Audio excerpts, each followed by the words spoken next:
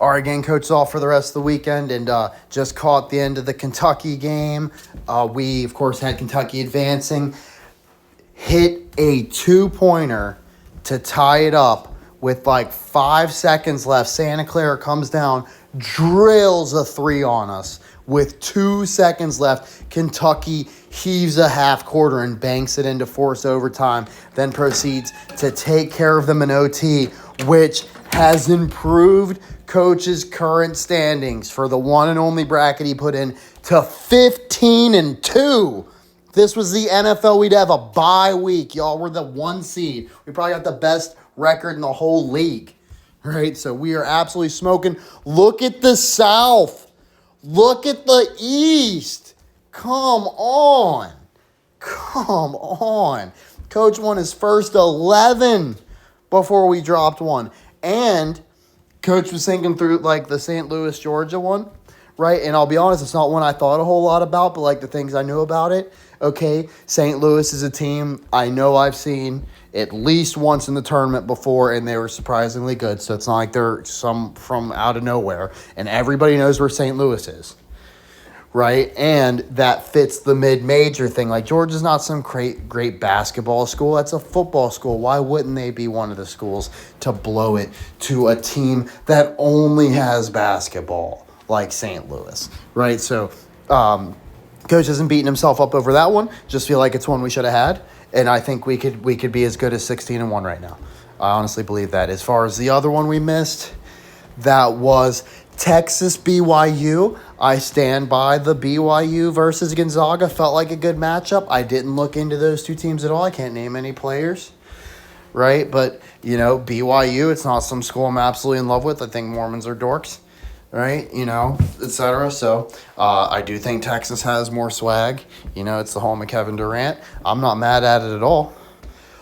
And we had Texas A&M advancing, right? We also have Houston advancing. There might be a lot of Texas teams advancing, right? So not mad at that one, but I'm not feeling like, oh, that's one we absolutely should have had. I still feel like I understand, the perfect logic behind it, like BYU and Zaga. It just feels good. Feels like some boring basketball shit, right? Like I said, not mad at myself over that one, but do feel like should have taken St. Louis a little bit more seriously. Like I said, I think we could be 16-1 right now, but not mad at 15-2. That's perfectly fine. Let's look at some stuff going around. So Coach felt like Big Mouth Billy Bass had been popping up like out of nowhere for some weird reason, right? Like it's making some sort of comeback, and on Coach's like YouTube, it recommended like this restaurant that like chained 70 of them together. And so I decided to like look it up. And I was reminded that McDonald's did a couple times. I completely forgot. If you don't remember, it's like the, give me back that filet fish. Give me that fish. Right? So, what if it were you hanging up, or no, yeah, what if it were you hanging up on Swerve in that sandwich? I don't know. You wouldn't be laughing at all. I can't remember. Right? But anyway, so McDonald's obviously tied in, and of course we got Donald Trump in office. We've got the big Arch Burger, Archie Bunker's meathead son-in-law just died. Coach thought this was fucking gold. Hold on, I'm just gonna play this for you. I needed to get away from you. I want to know how the fuck you found me. I'll always find you. I'll always find you no matter fucking what, Blake. I will always fucking find you. I just love the comment. Just act like you love her, treat her right, she'll leave. Golden advice. So Coach was scrolling the old IG and saw Tyrese with some Reese's in front. I was like, oh, I get it, Tyrese, right? Of course. So I was like, let's see what's going on. He's got the piece of paper. Oh, well, he's filling out a bracket. You want to know who he took? UConn, 4 losers in the Final Four this year after winning. And championship, national champs, we're going Arkansas. Now, that's my man. All right. So apparently this dude got shot in the face. I don't really care. We're not going to spend too much longer. Coach mainly want to make this video to flex these 15-2. But Coach was thinking about Don Quixote, right? If you're not familiar, Don Quixote is a story about some guy who wants to be a knight, but he's a total doofus, basically, right? Like he's just a complete joke, right? What do you know?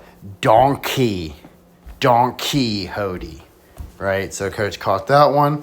What do you know? Right on cue, coach says the UFC go into absolute shit. It's literally not even going to exist before too long. Their most marketable fighters of the past forever are Rousey and McGregor. They just had Rousey do the Netflix thing that's about to happen, right? Conor getting the fuck out of the UFC. They already had John Jones tell him to kick rocks for the White House card. Aspinall says, I'm getting the fuck out of here. Ngannou already been gone. And what do you know? This is the same company we're talking about that never even had Fedor Emelianenko. Who gives a fuck about the UFC? Y'all are gross. If you stand the UFC, you're actually gay. Sorry. So, coach, appreciate you. Go to hell if you like the UFC. There's something actually wrong with your brain. You probably got to drop in your head like a